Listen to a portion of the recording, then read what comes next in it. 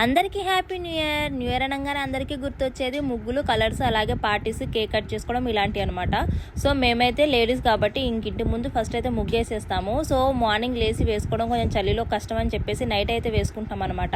యాక్చువల్గా ఇక్కడ లైట్ లేదు, ఇంకా సెల్లో టార్చ్ ఆన్ చేసుకొని మా కష్టాలంటే కష్టాలు కావనుకోండి. ఉన్న స్ట్రీట్ లైట్కి కూడా ఏంటంటే చెట్లు అడ్లు ఉన్నాయన్నమాట. అందుకే ఇలాగ టార్చ్లు వేసుకుంటూ ఫైనల్గా అయితే ముగ్గు కంప్లీట్ చేశాను. సో సింపుల్గా చిన్న చిన్న డిజైన్స్ అయితే వేసాను. ఇది సైడ్ డిజైన్కి వేసాము. తర్వాతకి నైట్ 12 అవ్వకముందే అంటే 9:30కే మేము కేక్ అయితే కట్ చేసేసామన్నమాట. ఎందుకంటే నైట్ అయితే ఇంకా పిల్లలు పడుకుంటారు మళ్ళీ లేవరని చెప్పేసి.